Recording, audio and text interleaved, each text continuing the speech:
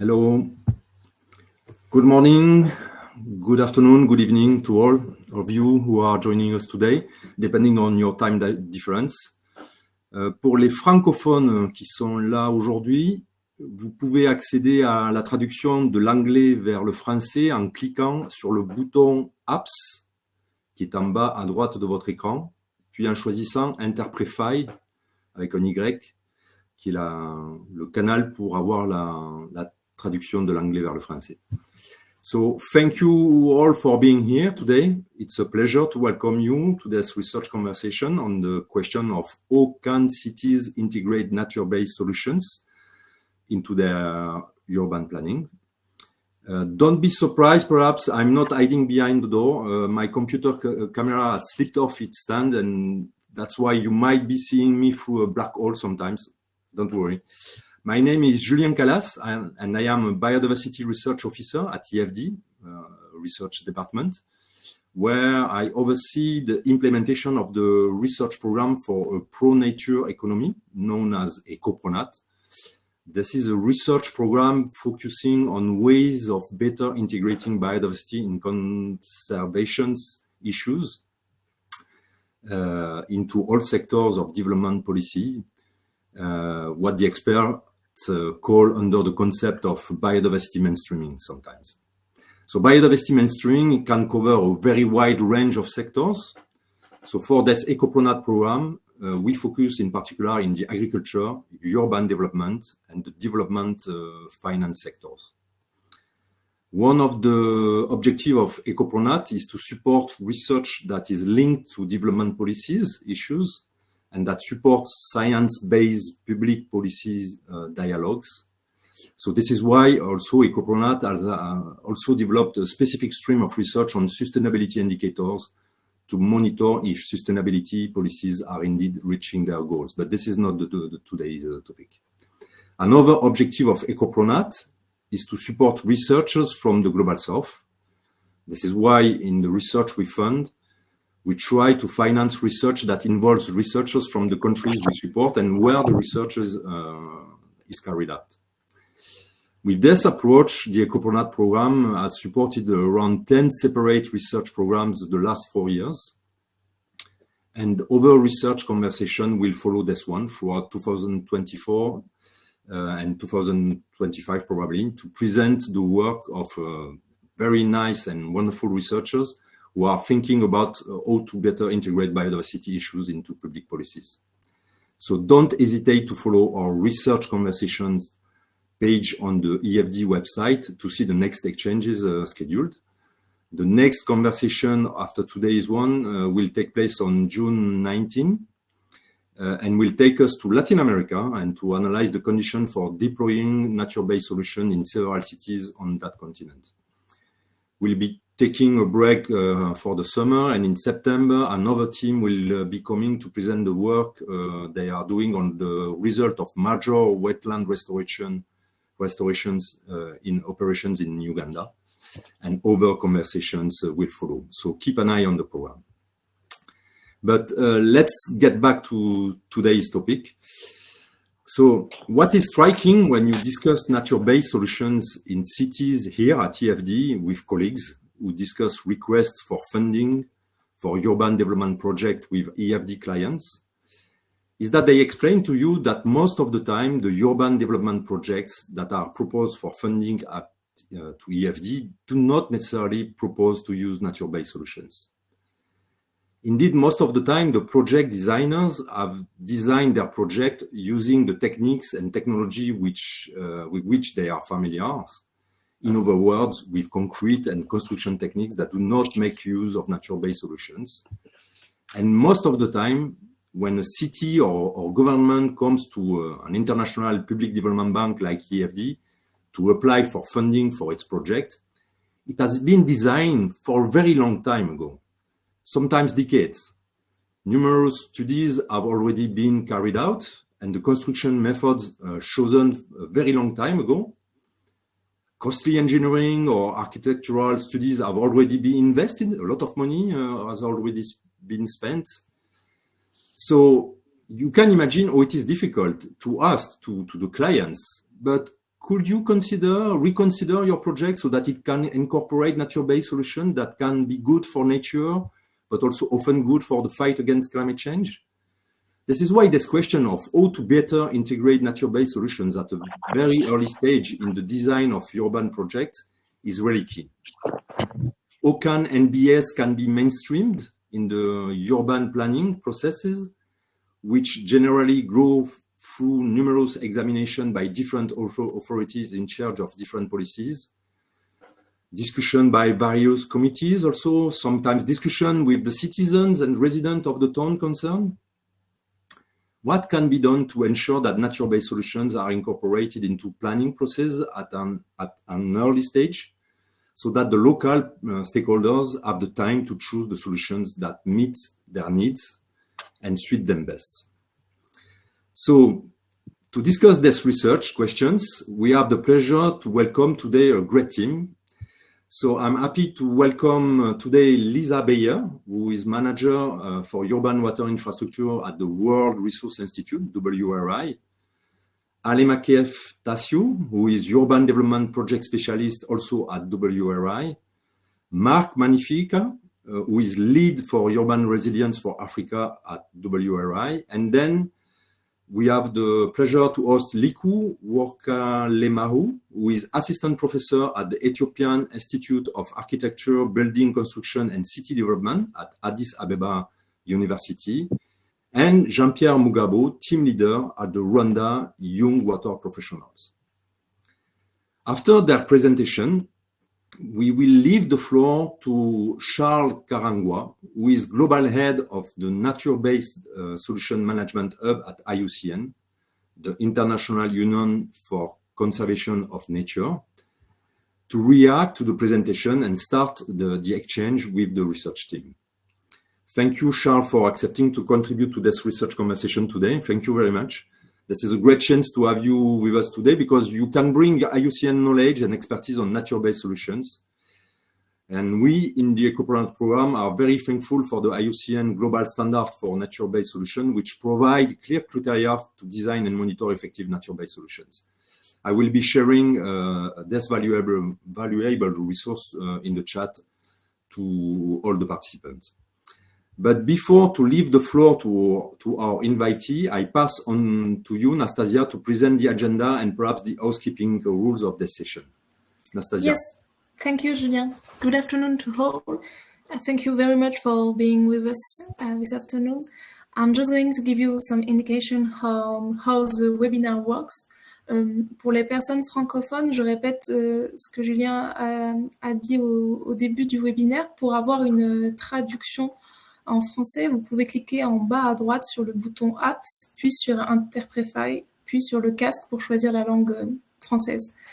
If you want to participate in the debate and exchange with our panelists, you have at the right side of your screen a little button called Chat, where you can share ideas and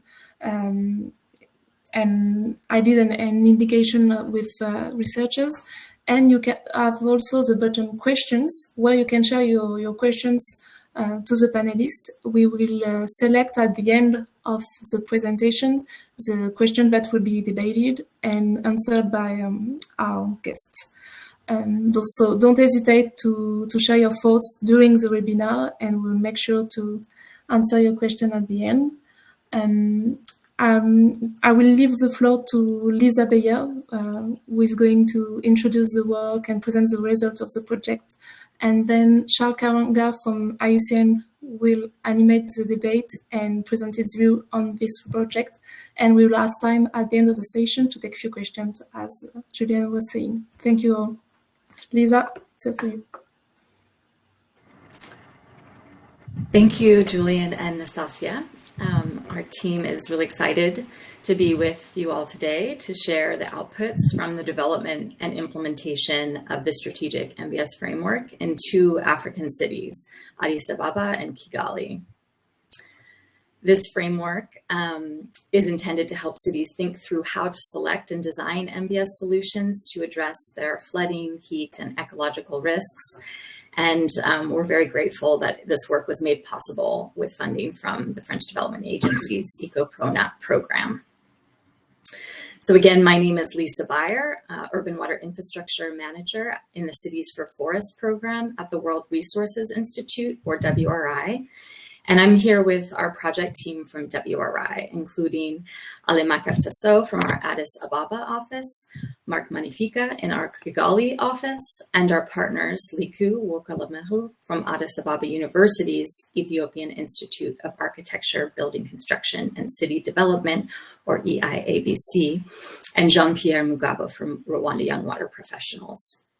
So today I will introduce the methods for assessing areas of risk in terms of flooding, heat, and biodiversity across these cities, show how we propose using urban typologies to identify potential nature-based solutions, and my colleagues will present the work we did with stakeholders to validate these methods, select priority areas, and develop projects on the ground. The goal for this work is really to enable the scaling of nature-based solutions to address these urban resilience efforts around water, heat, and ecology, supporting cities in rapidly identifying areas of risk, the potential for MBS to address those risks, and strategies for implementation of MBS interventions. So by integrating local data sets with globally available data, this project aims to provide a replicable planning process for cities across the African continent and really beyond to scale MBS, embed this work into their urban planning and development processes. The work involves three phases: the spatial mapping of these needs I've described, the identification of MBS opportunities, and citywide recommendations for MBS actions. And so each phase includes key touch points with stakeholders to ensure ground truthing of the outputs, as well as ownership of the recommendations. The first phase of the development of composite risk mapping, and it includes three layers.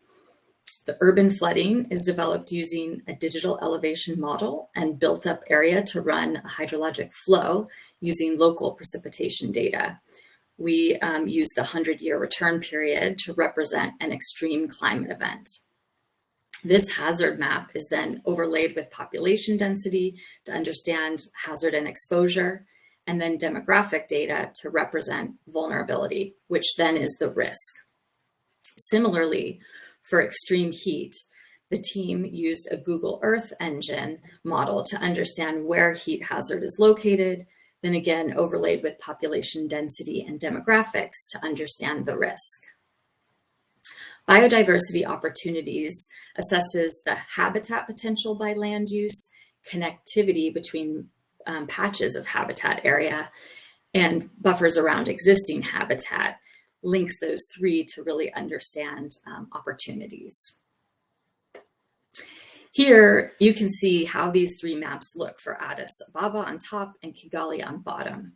Bringing stakeholders together to look at these multiple challenges was new, right? Many ministries and authorities are set up to address a single purpose project. So this process in itself initiated important discussions about the potential for nature-based solutions to multi-solve, right? And provide multiple benefits. The next step is to create the composite map, which brings these three layers together into one map. So the team identified clusters or areas of risk density in the urban flooding, which is shown in blue, extreme heat in purple, and biodiversity in yellow, and then layered these onto one map. You can see Addis Ababa on the left and Kigali on the right. This allows stakeholders to see adjacencies and overlap of these areas. For example, addressing areas of heat with greening could support reduced flooding downstream. In the second phase, the team used an urban typology approach to identify nature-based solutions opportunities.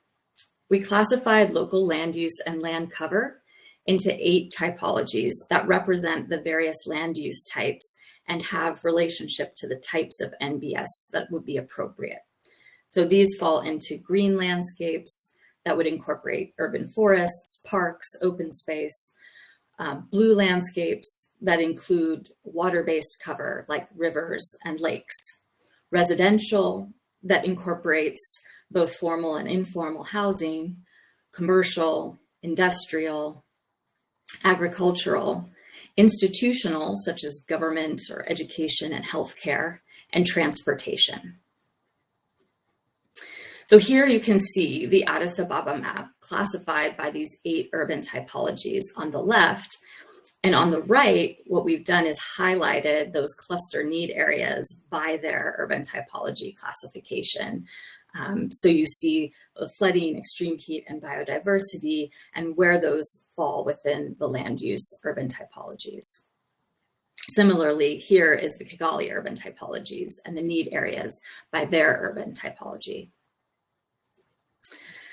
The key to this work is then connecting the areas of risk and need to potential MBS that are suitable for the urban context and form. So in different parts of the city, and then can help reduce those risks. So the team identified a set of nature-based solutions tools that could protect, enhance, and restore existing ecosystems and expand urban nature. These include natural lands and forests, tree planting, sustainable agriculture, open space and parks, greenways, wetlands, creek daylighting, rain gardens, riparian areas, green roofs and walls, and rainwater harvesting.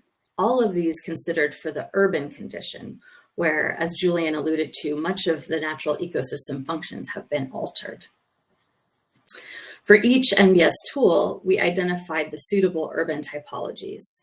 So for example, tree plantings in natural lands can support increased stabilization of soils and shade, or line the streets of residential or commercial areas to support cooling and habitat connectivity, or be integrated into agricultural fields in agroforestry practices.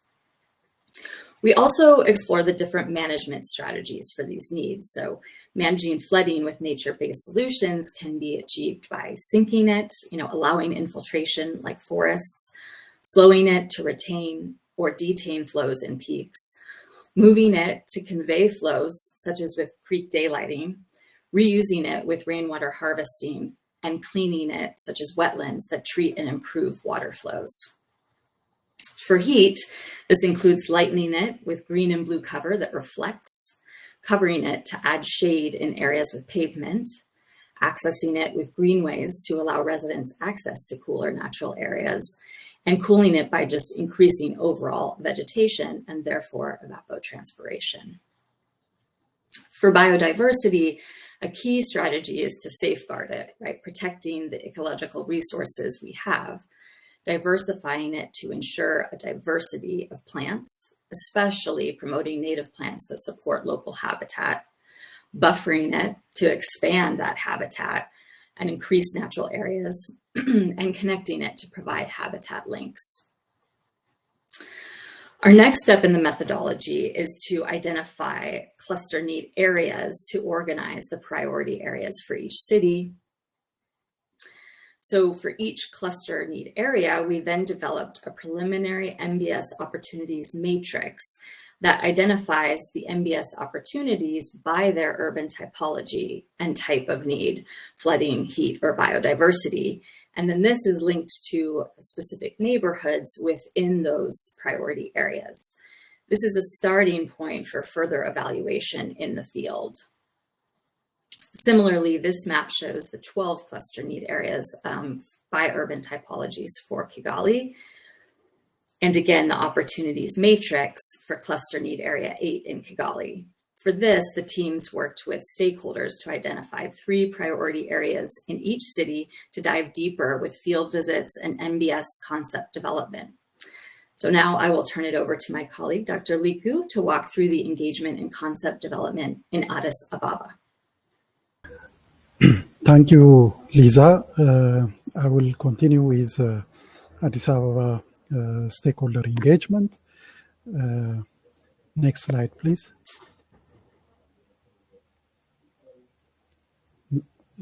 So the first stakeholder engagement is a stakeholder roundtable discussion conducted last year on March 28 with the aim of introducing the project and getting a general feedback. A number of key stakeholders, which are listed here, participated and provided inputs. One of the key inputs forwarded is the consideration of air pollution while analyzing urban heat island and extreme heat hazard. Secondly, since the poor solid waste management is a major aggravating factor of flooding, it is noted to be incorporated into the analysis. Another point was the watershed approach suggested for flood management and biodiversity conservation. The dynamic change in the population density of the city is also forwarded for consideration. So next slide, please. The stakeholder workshop was also conducted last year on June to disseminate and validate the finding and to select priority areas for MBS intervention.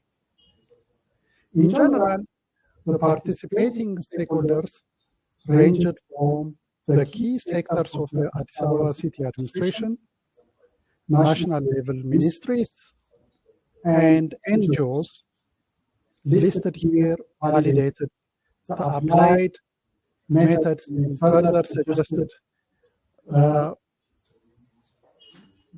suggested here, considering minor rainfall events, existing drainage and sewerage lines, solid waste management, soil permeability, public awareness and governance, focusing on the selected priority areas.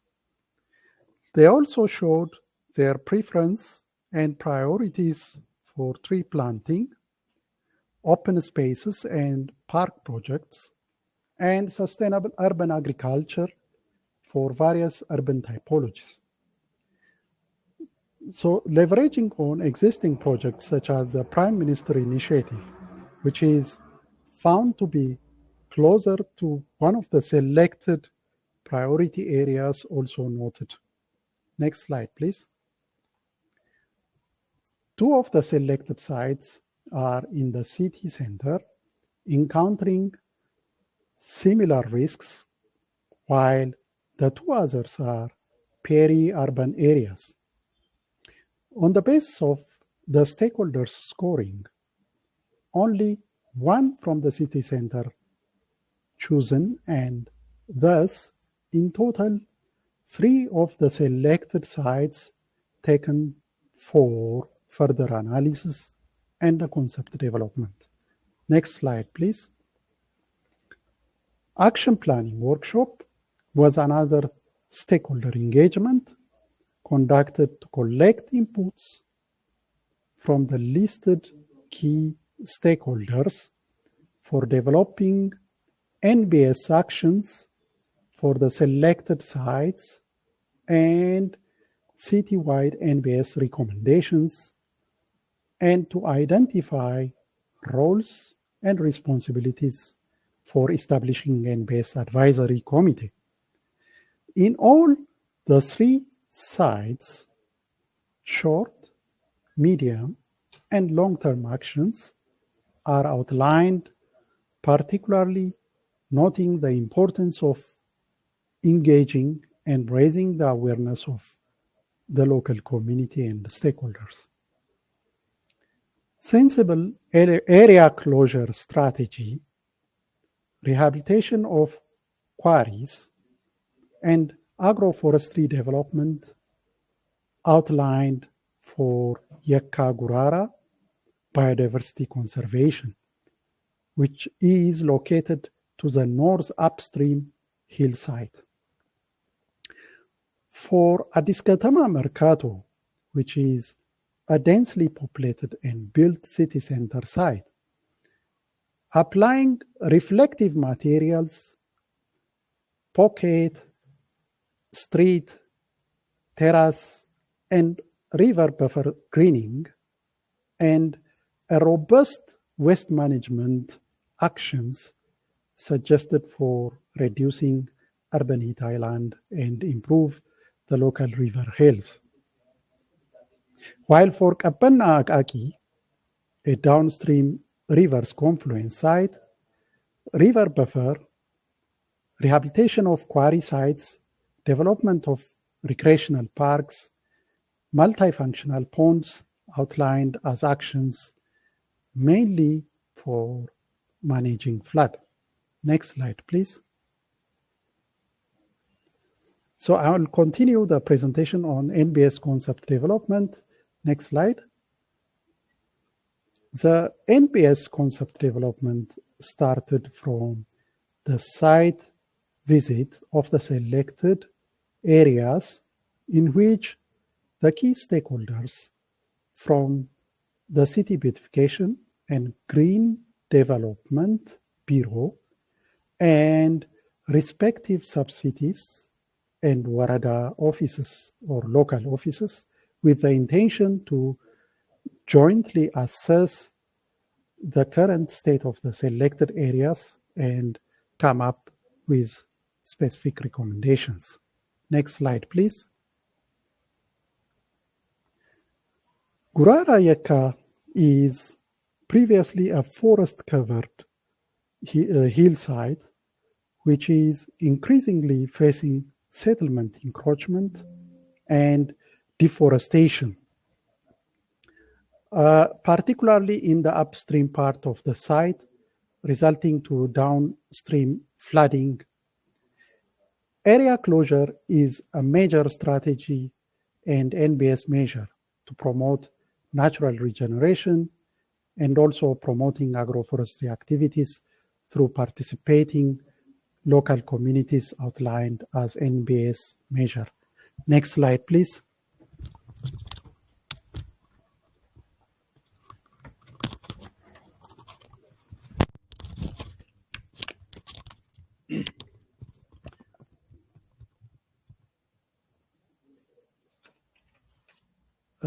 So Addis Katama Mercato is a wholesale commercial hub of the city and the country.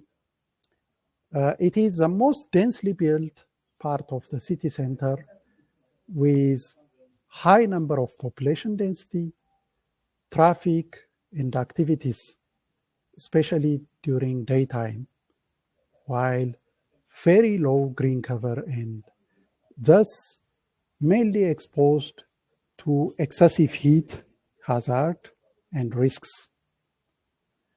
Accordingly, roadside greening, community parks, green roofs, and walls are among the planned NBS measures.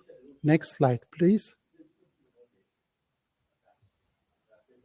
The third site is the confluence of major rivers of the city, namely Akaki, Qabbana, and Qilinto rivers, facing increasing degradation and siltation, causing flooding in the downstream areas. Quarry rehabilitation, retention ponds, and riverside green development outlined as NBS measures. Next slide, please. In general, specific measures devised to address particular problems as well as multifaceted challenge of the selected areas, including hydrologic, urban heat island, biodiversity loss, and other socio-economic challenges. Next slide, please. Therefore, the selected NBS elements are planned for multifunctional purpose. For example, the biofiltration proposed for Qabbana, Akaki, Qilinto rivers confluence to reduce siltation and flooding, as well as to provide livelihood opportunities for the local use and irrigation for promoting farming is to be mentioned. Thank you. Alemakef will continue the next presentation.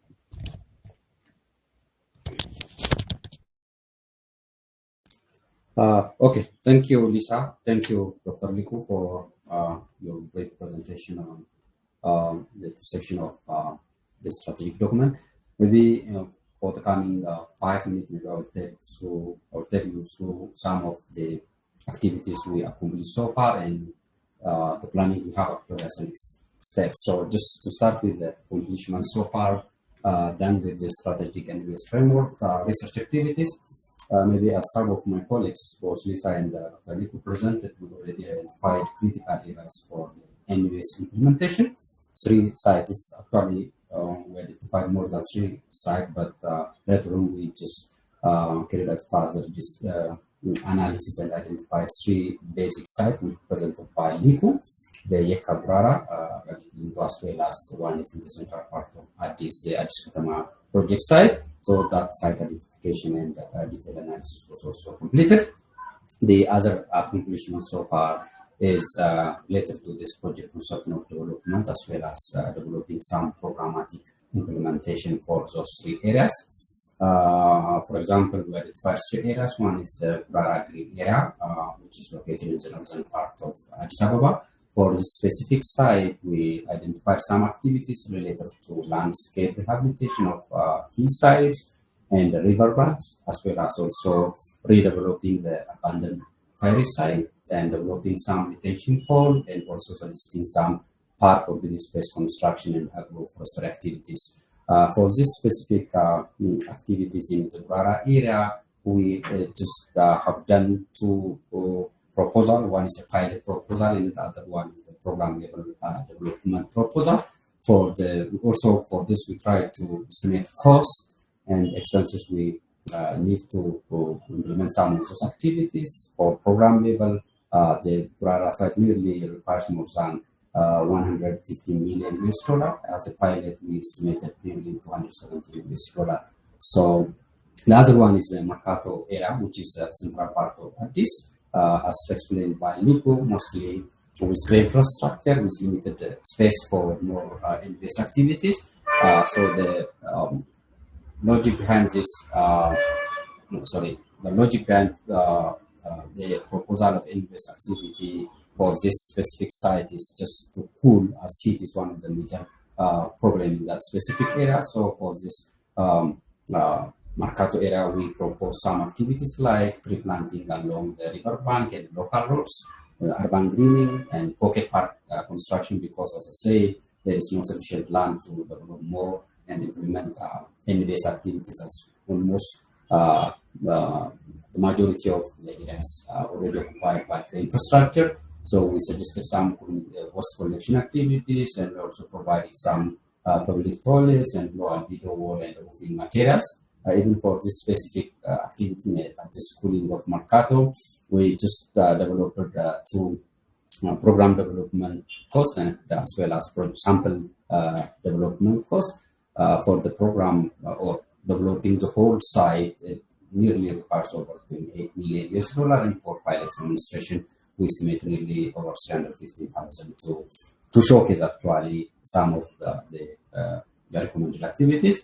The third one is the Akaki Eco areas, which is also the major land-related areas, as we mentioned. For this specific site, we identified some activities like landscape rehabilitation of the riverbanks and the redeveloping the abandoned quarry areas and developing some retention wall and agroforestry activities. For this, we estimated the development program cost over 90 million, and for pilot demonstration, we estimated over $300,000 US. The third major activity we accomplished under this research activity is defining the methods as well as implementation of the mapping methods we just Lisa presented to you. So as the next steps, we identified 4 key important activities, because this is a research activity, which is a strategic document. We need to go with it further. So for this, we identified 4 key activities as the next step. One is presenting of the key findings to major stakeholders, including the high-level government officials, FD representative here in Ethiopia, So doing this will also create an awareness. We believe that it will create more awareness and understanding among stakeholders, and also it enables us at least to push the government to embed this recommendation into their development plans. The other one is piloting some of the activities we already identified. As I said, we need to work further on identifying more funding opportunities, at least to pilot some of the activities as a showcase for the city administration, and also critically illustrating some other potential MUGABO to the city administration. The other one is publishing the findings. Currently, we are working to publish the findings of these research activities. We are looking at 2 to 3 opportunities to publish, mainly focusing on the biodiversity as well as the flooding aspect. And the final one is, at least we don't want to stop this activity only to Addis. We want to further test the strategic MUGABO framework for other Ethiopian cities. For now, we already put in plan to replicate the same activity for the secondary city of Ethiopia, Addis Ababa, which is the second largest city in Ethiopia. So these are few of the next steps we are planning for. And thank you, and maybe I will hand over to my colleague Jean-Pierre. Thank you. Yeah, thank you very much. I'm going to present those stakeholder engagements in the city of Kigali. Next, please. Yeah, on 3rd April 2023, we have had a stakeholder roundtable that gathered different institutions, including the city of Kigali, the Center of Excellence, the Rwanda Authority, and the other non-government institutions. We have been recommended to consider the incorporation of air pollution data analysis in our ongoing framework. And again, we received also the inputs of taking the importance of integrating the current studies and the projects. We have consulted the ongoing projects that was implemented by IUCN for the species in the city of Kigali. And again, we requested also to localize the MUGABO monoculture and the co-benefits of the MUGABO solutions. Next. On 7th July 2023, we have had a validation workshop that has extended a bit the invitees, where we had the city of Kigali, Rwanda Forest Authority, the Rwanda Space Agency, the Rwanda Water Board, and other non-governmental institutions, including ARECO, FAO. We have also invited Rwanda, IUCN, and the Global Institute, but also we have had other institutions that are not highlighted here. We have recommended the following to identify the priority areas. There we have identified 3 priority areas, including area 7, 3, and 8. We will also have the opportunity to see what are those areas. And again, we recommended also to take MUGABO tools like artificial wetland to create the wetland, the city of Kigali. And again, to also include the vertical agriculture or hydroponics, and then vertical farms. The analysis was made to explore the opportunity of integrating the soil erosion and landslide as part of this framework. And again, to ensure that MUGABO recommendations are linked to the climate issues. And then consider also the algorithm for predicting the performance of MUGABO in the city of Kigali. Next. In December 22nd, 2023, we have had an action plan workshop that was gathered especially to make the way, to pave the way for the way forward. And then there we have invited the city of Kigali and our respective institutions like Rwanda Forest Authority, Land Authority, Rwanda Water Board, and other non-government institutions. There we have had, we have collected ideas on how we can include the degraded garden management into the activities of NBS implementation in the city of Kigali. And again, we have also gathered the ideas on how you can select the species, especially for the concept designs, especially tree planting and the buffer zone establishment. We have also discussed on how you can engage the community so that you can increase the capacity in terms of how they plant trees and how they also implement the Kigali Master Plan. The land use was one of the discussed topics so that people can also be trained on how they can use the land use through the Kigali Master Plan. The funding or fund mobilization, including the implementation of the projects, maintenance and monitoring of the projects or activities ongoing, was also discussed, but especially on how we can get the funding for this project implementation and how we can even include the community, especially for the ownership. Next. For NBS concept development, started with the identifying the opportunity or the priority areas. For the priority areas number 7, that was Nyakabanda. Nyakabanda is one of the high populated non-official settlements that is having a lot of hits because of those settlements. Next. In those Nyakabanda, we have identified so different opportunities for NBS development. We have seen that Nyakabanda is highly populated, and we need to plant trees inside the settlements. And again, we have also a bigger part of agriculture that should be having the sustainable agriculture practices. And again, we have also in Nyakabanda, we have also the wetland that should be conserved. So the project's design is in this Nyakabanda, in this area, priority area 7, was just based on this kind of opportunity NBS in that area. Next.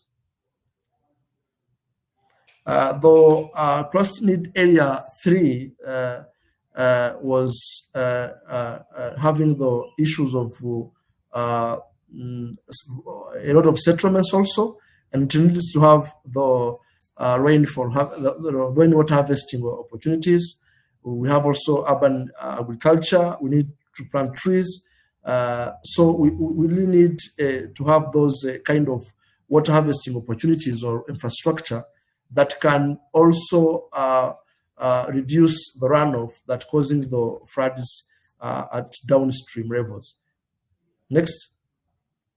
That area is the Gatsata Karuruma subcatchment. Those who know this area, it's a hilly part of the Kigali city, and it's having 3 main parts like Gateko, Karuruma, and Bugeramvura. In Nagateko, it's where we have so many settlements. Some of them are planned settlements, others not planned. That's why we are proposing to have the rainwater harvesting and urban trees in that area. In Bugeramvura, they are practicing agriculture, and we want that part of land to be sustainably managed so that the agriculture can produce the food for the community in the city of Kigali, but again, also serving as an area that cannot trigger the floods at downstream level. For the Karuruma, which is having a forest, of course, the degraded one, we need to create like urban tourism environment or recreation environment that can attract even the people from outside. That's why that urban forest means we rehabilitate, we make it recreational so that people can come and enjoy the beauty of Kigali, and also NBS can also reduce heat and other extreme weathers like flooding. Next. For the cross need area 7, these are the different opportunities that being championed, especially trees, stormwater harvesting opportunities, rainwater harvesting infrastructure. But again, let's go to the map so that you can see how is it. It's a Mazi Rugunga subcatchment. And this Mazi subcatchment, Mazi is a river, and Rugunga is a highly populated part of Kigali. So Mazi, for Mazi, we need a buffer zone on that land, especially on that river, because it's causing so many floods, especially in Nyabugogo, and it's killing many people there. So we need to cover it with the buffer zone that can also sustain the infrastructure that are being in place. And again, we also, especially in Rugunga, there is also an urban forest that can be rehabilitated, that can be reforested, so that can attract also the tourists in the city of Kigali. Of course, we want to use the indigenous species that can also create the microclimates in the city of Kigali. And again, also the forest that is there, that is in Rugunga, Mazi, just in that canoe, we need to rehabilitate it and make it dense, so that it can also reduce the heat in the city, especially in that part of Mazi Rugunga subcatchment. Next. For the project's development, we have also considered the flood management. First of all, we want to manage the floods. We want to also to manage the waste in the city. We want, as I have told you, we want to manage water and air quality. So as you see, we are proposing nature-based solutions like forest, like buffer zones. We want to manage the water and the quality of air. We want also to be economic, because you see always agriculture there. We want to make a good practice of agriculture practices in the urban agriculture lands. So putting in place the agroforestry, putting in place the anti-erosive trenches, so that you can be economical, but also be environmental sound projects. And again, these projects will be ecological health, because we are considering the indigenous tree species, we are considering biodiversity, we are considering so many items of our environment and the ecology in this part of the project. Next. I think my colleague Marc, who is going to follow up with the NBS recommendations. Thank you. Thank you very much. Thank you very much, Jean-Pierre. So as far as the accomplishment is concerned from this work, I think one can categorize that into three parts. The first part is at the city level, we have managed to agree with the city on prioritizing the most critical area, and this is very important for the city to streamline their effort and coordinate all the actors in the space. And the second part is actually a buy-in at high level, in a sense that is, I would say, illustrated in the fact that already the city and the national government have bring together all the partners who are active in the space and form a thematic working group specific around urban nature-based solution. And this will be a high technical platform that will actually be providing policy advice to the Ministry of Infrastructure, who's in charge of developing urbanization and the green agenda.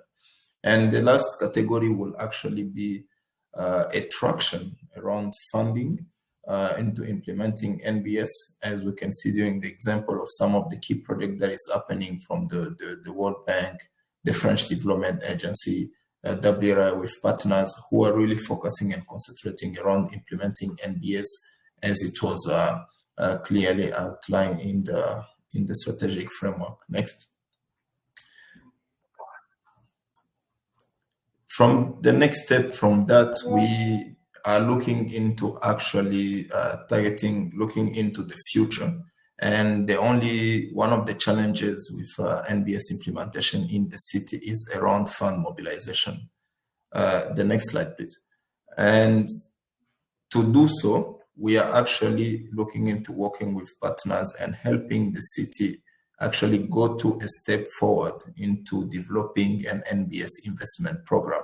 And this investment program, really, the target is actually around helping the city put in place the required measure to really attract the local private investor in the NBS space so that the city could have a proper framework to upscale NBS implementation without spending too much effort on it. And this will also be a very good addition as far as sustainability of the intervention is concerned, because when it's come from private sector, there is a return on investment that is expected, but also at the same time, there is also livelihood development opportunities for communities that are in high risk zone that is also expected. Also, we are seeing, in order to further demonstrate the proof of concept of how good NBS will be in urban areas and in cities such as Kigali, we've identified a number of piloting projects from the priority area that were identified. And these are priority projects that the city and the government has taken in their agenda. We have now currently some projects being developed around wetland restoration. We have a series of projects of upgrading of informal settlement. And we have also a number of car-free zones that are being developed in the city, all really to ensure that the city meets its target of climate resilience into controlling flooding, landslide, but also air quality improvement and urban heat. And at the moment, we are also thinking of continuing the effort with the city to actually see how can we develop from the projects and the priority area that was identified, how can we develop together fully fledged project so that we can mobilize more funds and get them implemented. But the idea is to get them implemented from a catalytic perspective so that the country and the city could benefit from the lesson learned and upscale countrywide. But what is interesting for us as well as WRI is to be able to upscale this on the regional level. Next. Yes, I'll pass it to my colleague, Lisa. Thank you very much. Thank you, Marc. Just to close this presentation, we're looking forward to the conversation. Our next steps are really in continuing to advance the work that we've started in Addis Ababa and Kigali, refinement of these methods and continued testing. I think I just wanted to highlight sort of 5 key kind of learnings from developing this. And first, really the importance of rapidly mapping these risks, right? Seeing the importance of quickly identifying areas of risk to support cities and in deciding where to focus NBS interventions. The importance of integration of these 3 needs, flooding, heat, and biodiversity, among others that were noted by our stakeholders. It helps bring stakeholders together and build awareness around the interdependence and multi-benefit of nature-based solutions, but also the co-benefits, right? So, enhanced biodiversity improves, can address flooding and heat as well.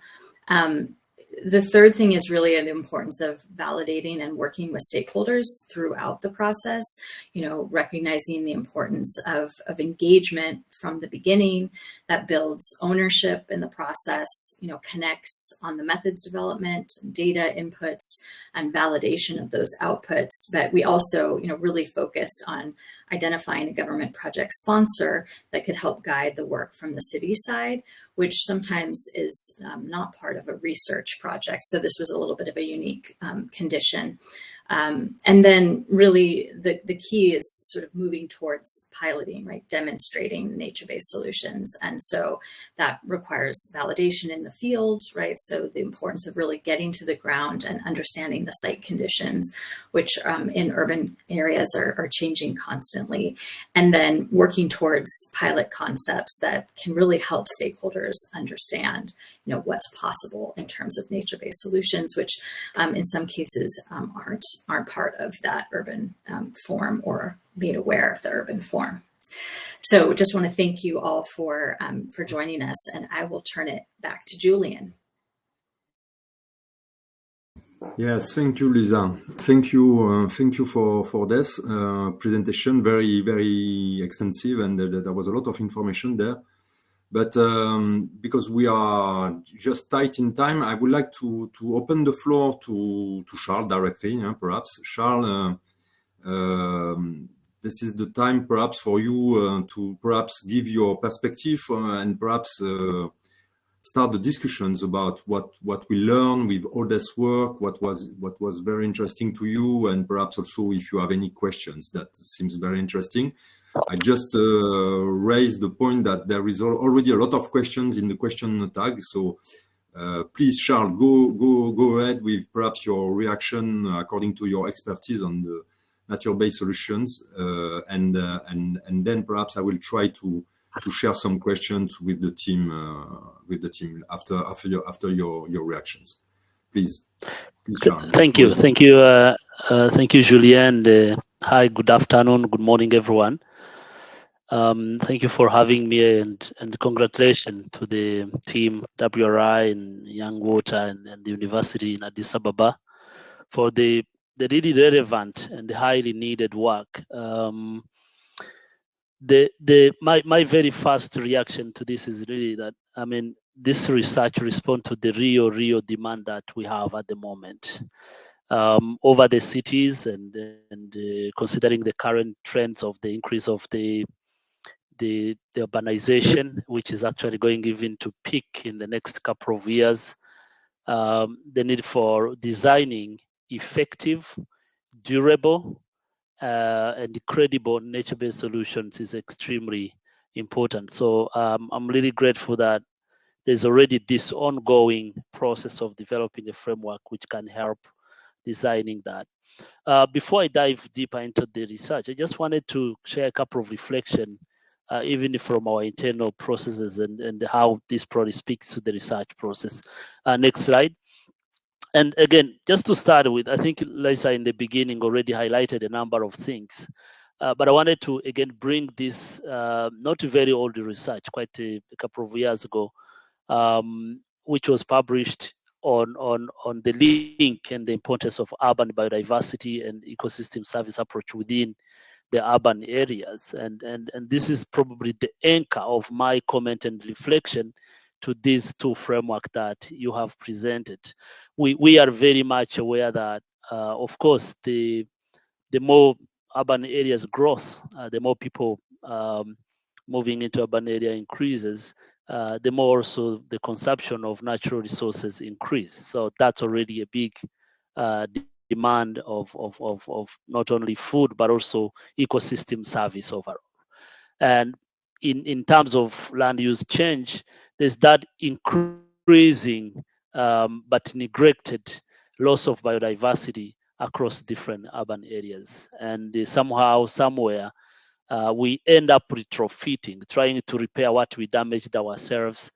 And I'm glad that some of the cities you are discussing here are the growing cities, are the new cities, which then provide an opportunity to demonstrate a real nature-based solutions within the urban area. And the second reflection here is that, of course, biodiversity has not been historically part of the urban planning. Let's be honest here. It has been one of the most neglected aspects. And until recently, research started investing in this topic in particular of how can actually we increase biodiversity in the urban area and urban biodiversity topics. So that's why some of the cities are retrofitting, trying to bring the urban areas to trying to green, trying to plant trees, because simply in the concept of urban infrastructure and urban design and city design, the biodiversity was not going to contribute. So I think I'm really glad that this topic is discussed. And I wanted to highlight that unless we put it at the heart of the discussion, we won't solve the problem, because we will go back to where we are, or we want to move an inch in the future. And this is a reflection. I mean, there's a number of things already here on the screen that we can reflect on. But again, the other thing is also that we do have already existing multiple tools that we can use as well, in addition to this framework, or to at least refine and strengthen these frameworks, some of the sound global standard that have existed. And the next slide, I just show a couple of them, which we can contribute subsequently. Go back, yeah. The IUCN global standard for nature-based solutions, one of the unique, probably the only one currently existing framework, which provide a consistent process in a more facilitatory way to design, but also verify and implement and monitor nature-based solutions. It has 8 criteria, and I will come back to a couple of them based on the 2 frameworks that you presented, and then 28 indicators. Why indicators? You need to measure. Some of the NBS that the framework have really assessed, they are absolutely nice concepts, right? They sound very, I want to use a word which is probably not properly in our environment, very attractive, very sexy word, right? You know, tree planting. You can talk about things like hydroponics farming, yeah? You can talk about things like bioengineering. So these are very, you know, what we call the good topics in nature and have been used in environment. But just moving them and saying they are nature-based solutions will probably not be right, because we know already that all tree planting does not result into biodiversity net gain. So this is clear, and I wanted to make sure that we can remember that. So it's not just because it's tree planting in the city that you put eco nature-based solutions. How much is it really contributing to a number of things? And this is why the tool like this one, the Global Standard for Nature-Based Solutions, which actually has been significantly also funded by AFD from its beginning, and we are grateful to that process we have worked on together, is available to help. And there's a number of criteria, and that leads me to exactly the reflection on the 2 framework. I really congratulations for combining biophysical assessment, looking into socioeconomic implications, policy drives, looking into stakeholder needs, the demand, the supply needs. I think you really did a comprehensive piece of work. But one of the quick reflection is of course, you are talking to a completely mosaic environment where you have a mixture of different industries and people and interest, and just moving into a nature-based, what we call durable nature-based solutions or effective nature-based solutions requires really a real test of the concept and assessment according to at least a robust framework such as this. For some of the criteria which I would highlight here, and I will come back to the framework. I really like the Addis one.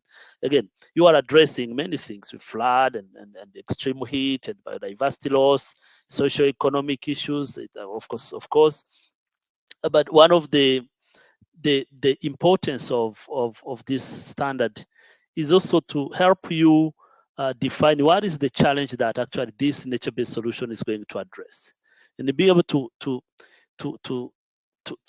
orient yourself on that and design for a purpose is very, very critical. And I know those 2 cities subsequently, and it will be very, very interesting to hear your perspective, colleagues in Addis and Kigali. What does stakeholder for you means actually? Because you are talking to, from the list, you are talking to institutions, government and NGOs. These are what we call elites and influence. But how about marginalized groups and very poor communities who lives in the Islam's area, in very completely forgotten area with less access to some of the services? How do you involve them? Because somehow these nature-based solutions, if not well designed with them, they can become a threat. They take away their rights to feel like we have been kicked out of the city. How do we really bring that aspect of inclusivity, diversity, and in the consultation?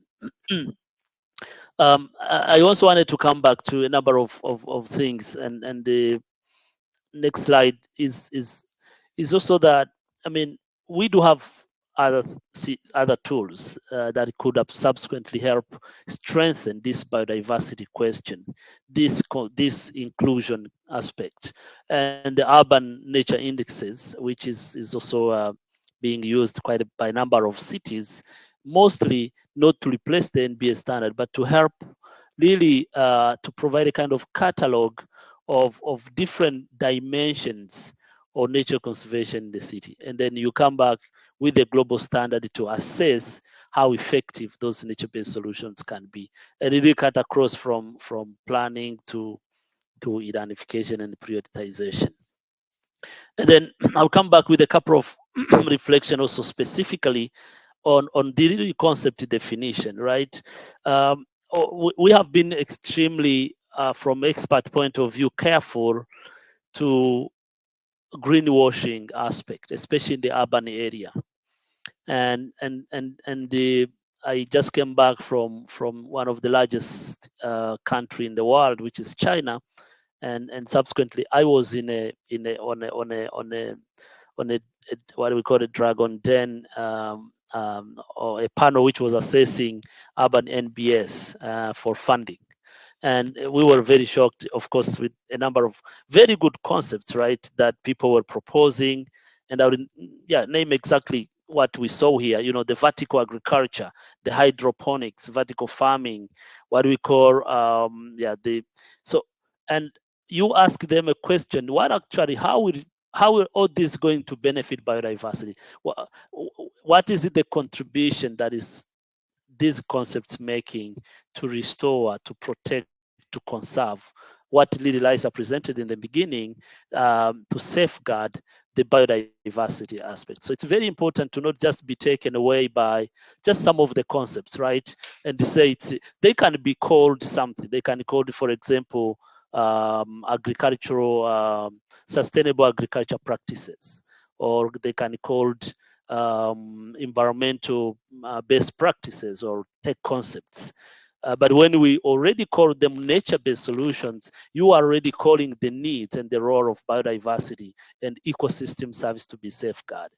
So we need to really make sure that as we reflect on this framework, we don't also open a Pandora of users to start misinterpreting and misusing nature-based solutions concept. Now that we know there are people who are always waiting out there to say, oh, already WRI said it, and the AFD funded it, and the IUCN endorsed it. So we really need to make sure that if we are setting frameworks that will be used by many people for generations, they speak to those benefits as well. And then finally, and I close, I want to come back to one of the very key criteria, criterion number 5, that nature-based solutions are inclusive, transparent, and empowering governance processes. Normally, there can't be NBS if they then take into consideration rights of people, right of land owners, land users, communities, simply because we have also seen a lot of projects which are very good, right? They are very good, they have very great intentions, but as soon as you implement them, because the community have not been enough engaged, enough consulted and explaining the process, they start feeling like their rights have been taken away, even if they are going to be the one benefiting in a long term from these nature-based solutions. So it's very important really to have this transparency, empowering, and also inclusive process when you select and prioritize nature-based solutions. And more importantly, I mean, the decision making, the top-down decision making in validating these solutions has proved to be more threatening than more empowering, which makes this NBS not durable, not sustainable, and somehow not owned by those who would benefit from them. I would just close by saying, to be honest, I'm really impressed by the work you have done. So if you could reflect on some of those insights. And then finally, I mean, the key part of policy engagement, I think I like what Marc mentioned at the end, buy-in by the local leaders, but also the subnational government officials is very critical, because one of the parts is that they can be combined with what we call grey infrastructure and bring that transformative aspect out. I mean, simply because these things have been there, the cities have been built, people live there. So you need really the city to invest, and then you need the nature to do its work to bring that resilience, that biodiversity thriving in that city, and really involving government in the decision-making process, in the prioritization, but also in the long-term decision-making in terms of policy change is extremely important as well. So let me stop, and I will hand over back to Julien for that. And again, thanks for the opportunity. Thank you, Charles. That was great. Yeah, very interesting. And Lisa, yeah, if you could perhaps try to be short on your perhaps reactions on, and perhaps the other teams. We have 20 minutes left, and there is a lot of interesting questions from the participants I would like to share with you. Thank you, Julien. Thank you, Charles. First, just thank you for your reflections and also for all of the amazing, important work that IUCN does to support defining nature-based solutions and really the implementation of those tools in a positive light. I guess I'll just share a couple comments, and then if it's okay, I'd love to turn it over to my colleagues in Addis and Kigali to also respond specifically on the stakeholder question.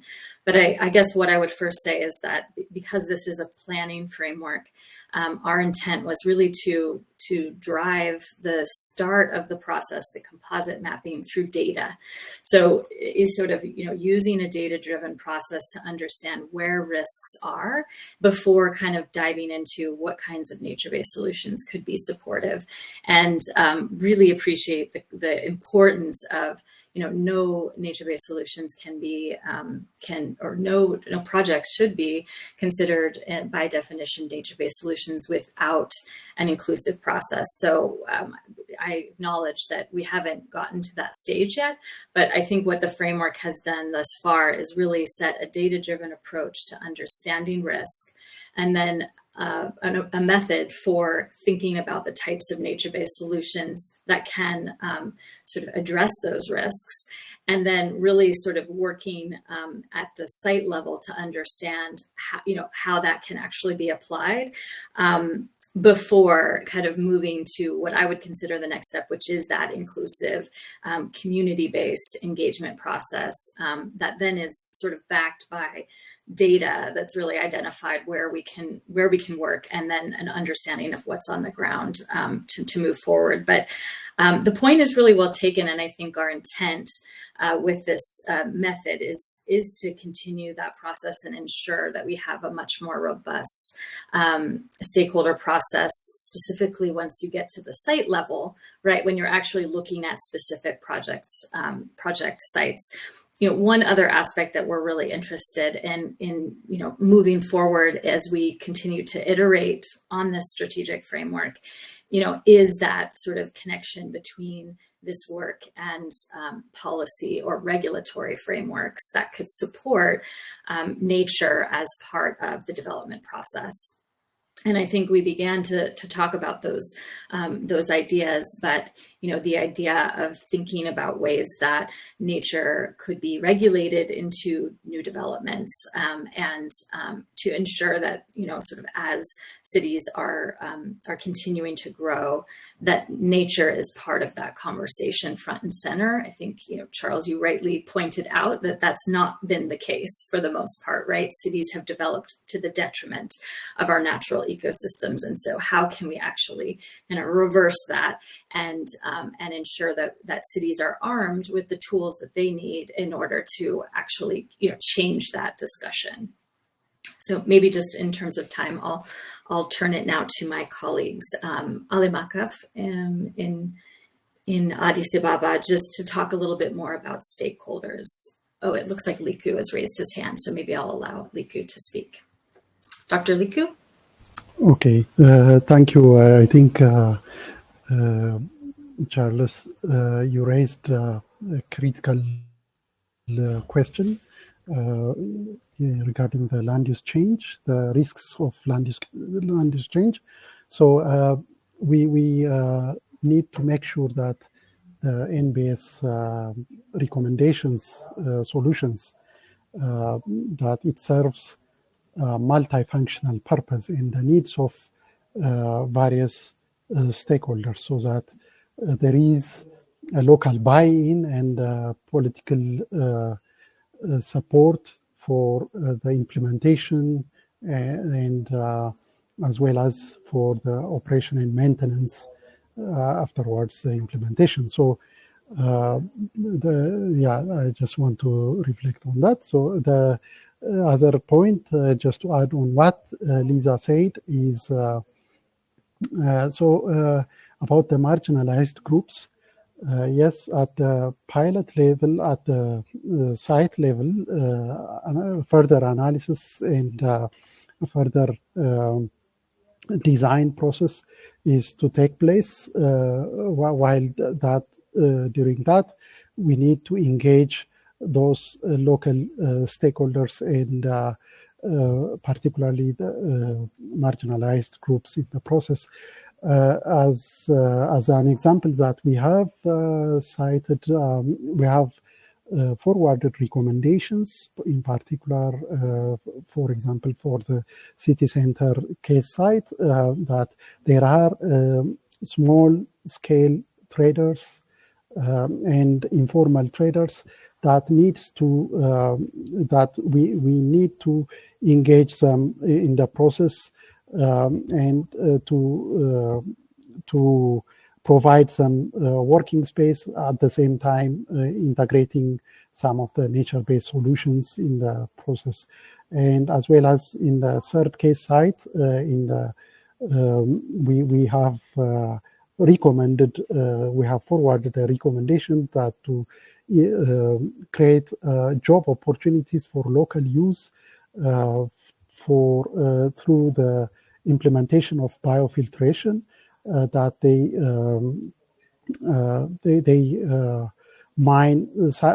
engage in sand mining activities, and that provides an opportunity, a job opportunity for the local use. So such kind of recommendations are can make sure that we address the needs of the marginalized groups. Thank you for. Thank you. Thank you, Liku. Go ahead, Julien. No, if it is okay, Lisa, perhaps we can try to. We have a few minutes left, and perhaps we can take a few questions. It's okay? Yes, that'd be great. Okay, because we have one question that raised a lot of interest amongst the participants from Chloe Mekignon, sorry. And she's asking a very complex question, I imagine, but that's the beauty of that kind of conversations. She would like to have more information on the algorithm for predicting performance of NBS in terms of, for example, reduced flood risk and sustainability of the NBS in future climate conditions. Do you think that this is something which is available already? What is your perceptions about these questions? I think, yeah. Julien, in terms of measuring what topic? Sorry. The idea, if I'm correct, is to ask about when you are, designing NBS solutions. Do you use some algorithm that, design the NBS to take into consideration the futures of change in flooding patterns, change in climate conditions, and so on? Yes, great question. Yes, I think that generally when designing nature-based solutions, depending on the different risks or needs that the design is approaching, often project designers will think about kind of a future condition related to precipitation patterns, heat, etc. And I think for me, one of the most beneficial parts of the way that nature-based solutions can respond to climate risks that most gray infrastructure cannot is the adaptability. Meaning, it's one thing to design a gray infrastructure project. It's sized one way, it's built, and then it will meet its, it'll meet that capacity until that capacity exceeds. It changes due to climate or other factors, development.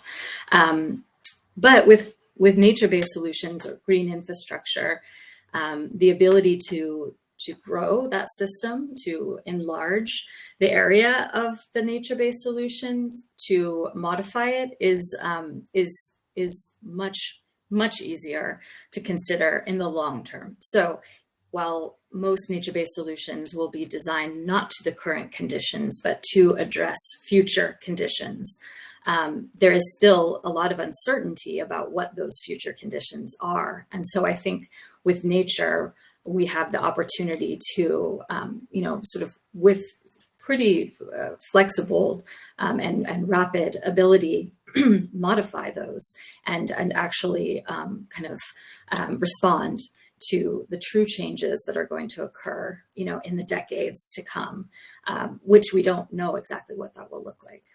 So I think typically you would look, a few decades out in terms of what the anticipated conditions would be, and those are estimates. So I hope that answers that question. Julian, let me know if there's another piece to that. Yeah. No, thank you for that. I think that's exactly the point. There is another one question, but I think it was a bit captured, but perhaps it's worth to ask the question again. Do you think, or is it possible at the moment to measure the carbon sequestration as part of the benefit of the nature-based solutions? When you design I imagine when you design the NBS solutions to be discussed with the stakeholders, did you introduce this aspect, saying, well, you have different, NBS solutions, but these ones and these ones have that kind of particular benefits and that kind of carbon sequestration compared to the others, or things like that? What is your opinion, Lisa, on that? Or perhaps the members? I see that someone raised Charles. Yes. It was Charles. Charles, would you like to speak up to that? Yeah, and then I'm happy to answer. I had absolutely raised a hand, and Liza, you can absolutely come in. And a couple of points. I really like this question because it talks about I'm asking to enable the camera. Okay, I didn't know what happened. So it talks about measuring climate as a co-benefit from nature-based solutions, right? So, and again, remember, nature-based solutions, by definition, according to the UN definition, they address a challenge. So it's not a challenge, but in a way that provide biodiversity benefits, human well-being benefits, etc. And of course, carbon sequestration or carbon credits can be one of those core benefits. And there are quite a lot of way to measure that. Now, I don't want to talk about one tool over another, but I want to give that assurance. But you can measure, but it shouldn't be just only carbon credits. It should be one of the co-benefits. But also you need to look at what is the biodiversity benefits, what is the socio-economic change and well-being. And I like what Marc said, the livelihood aspect of people and well-being of communities, their resilience to floods, to all the issues that the team here mentioned, can all be measured one by one, which makes basically nature-based solutions, I believe, then not just a single benefit solutions, but really trying to address a challenge which could have a set of benefits. Again, maybe Lisa, feel free to come back on specific tools, but yeah, there are quite a number of them that you can use to measure carbon benefits as well. Yeah, thanks, Charles, and for the question. Yeah, I was just going to offer that we didn't get to that level of measuring the tools, but we did sort of consider, as Charles was noting, the co-benefits of nature-based solutions. And each of those, there are 13 tools, 11 for the urban condition that we were looking at, and thinking about how each of those might actually be able to address the various kind of co-benefits, including carbon sequestration. So not all of the nature-based solutions tools would have a high level of supporting carbon sequestration. And so we are able to sort of look generically, but yes, there are many tools that ultimately, as you're designing the project, really diving into design and engineering, you would be able to evaluate, carbon sequestration from that. I also saw a hand from Jean-Pierre. Did you have something to add as well? Yeah, thank you very much, Lisa. Thank you very much, Charles, for asking that question. We have missed that component of carbon sequestration mapping during the design of Sunkasa project in the city of Kigali, but we thought about it in this framework. You see, we have talked about the effects of our projects in air pollution cleaning, and then we are also championing the agriculture commodity value chains, so that you can even know the benefits from the nature-based solution in sustainable agriculture. And again, at the end, we would be including also the carbon credits mapping, so that you can know at the end that we are sequestrating the how much carbon in these projects at a particular time of the project implementation. So thank you for this input, and we still consider that, and it will be included in the designing, in further designing of the projects that will be implemented in the next phases. Thank you. Thank you, Jean-Pierre. So your camera was closed, but Jean-Pierre is from Rwanda for the participant. Lisa, perhaps another last question. There has been several questions from, by the way, a colleague from EFD, who is asking, as always, I know her very well, questions about the dynamics of things. She's asking, she's asking about, can you simulate the different dynamic of city morphology, for example, by up to 2050, away, and thus help to design different relevant NBS solution at different period of times. And also, and it's related, there is a second question about, considering, and it was also a bit captured during the presentation, the growth rate of the urban population and the extent of the city limits and the change in its morphology. Are you in the design able to consider that kind of dynamics, and the fact that sometimes the data are not sufficiently precise and so on. So how do you tackle with that kind of issues of looking ahead, anticipating the futures, and being able to suggest different solutions at different timeline potentially? Is it possible today to do that? Yeah, thanks, Julien, and thanks to the group for the questions. These are two really challenging pieces that this research project tried to tackle.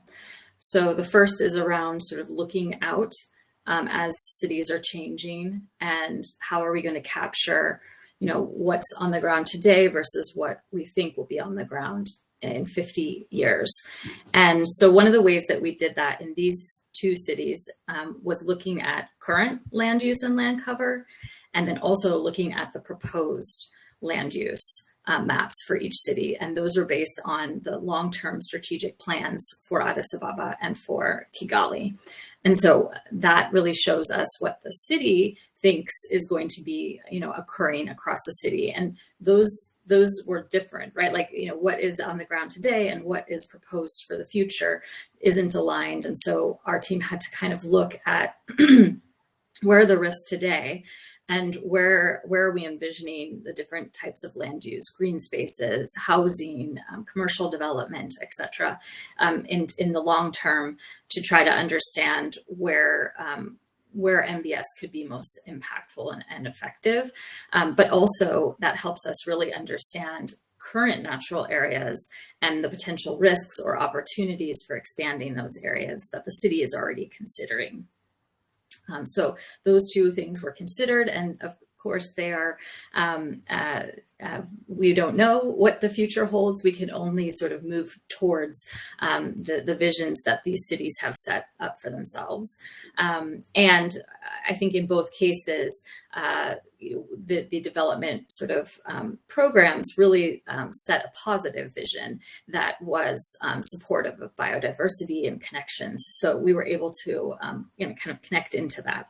But the second question, which is more about the data quality, specifically around population data, where people are living, where they will be living, I think that's one thing that we really struggled with, because in both Addis Ababa and Kigali, the census data that we had, so population data, was 10 years or more old, and so that becomes kind of a challenge to try to understand where people are today and then think about where they'll be in the future. And we did talk through, although we didn't sort of pursue this, but we did talk through kind of having a qualitative valuation of that data in terms of population.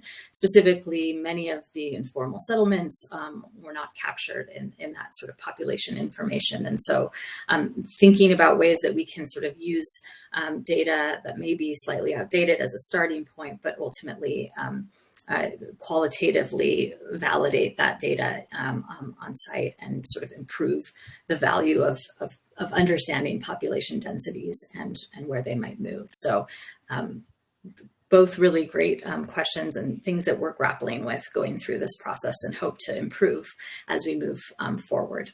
I did see that Jean-Pierre had his hand up. Jean-Pierre and Liku, if you could be very, very short so that we can close the meeting, because we are already out of time.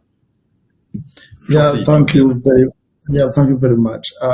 Our first hand action we do before we start implementing the projects, first of all, is to make sure we map the sites and the stakeholders, including communities, and again, how we have been engaging the communities and the stakeholders, including governments, institutions. So from there, we provide the very good maps that shows how we are starting from the starts. And again, we provide the reports of how the situation is from the beginning.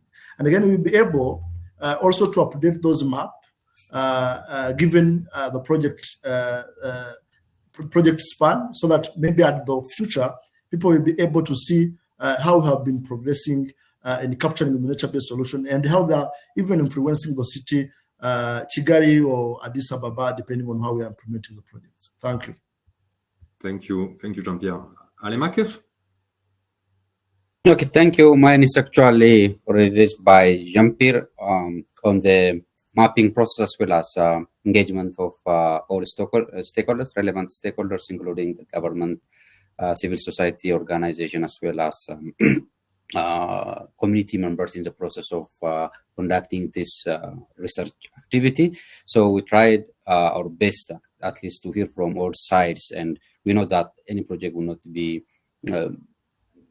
sustainable and successful without the active participation of and political willingness from the government side. So we also try to engage them in all the process, and even in case of Addis Ababa, for example, the Addis Ababa Urban Beautification and Development City Development Bureau is the leading government agency engaged in the process of conducting this research. So we tried a lot.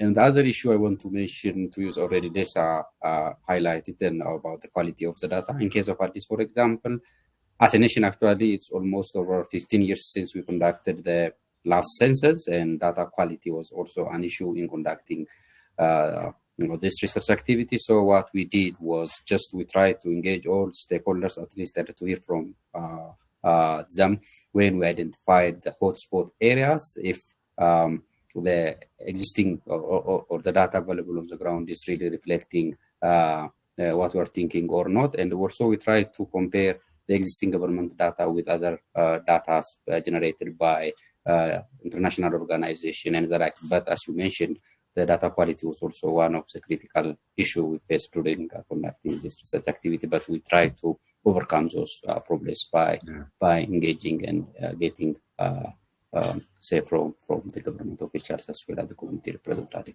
Thank you. Thank you, Alemakef. Yeah. Thank you for that. So I will just thanks a lot, really, all of you, because it was very, rich, and that it was very live, and there was a lot of reactions on the chat and on the questions. I think it was very, fruitful in terms of knowledge and ideas. I think it shows also the direction for the futures. It shows, the steps and the next steps. So I think we learned a lot today. Thank you for your time, all of you. And I will not take more of your time today. Just to say that the next research conversation is on June 19, and it will speak again on about NBS in cities, and this time in Latin America. Thank you all, and have a great end of the day. Thank you. Bye-bye. Thank you.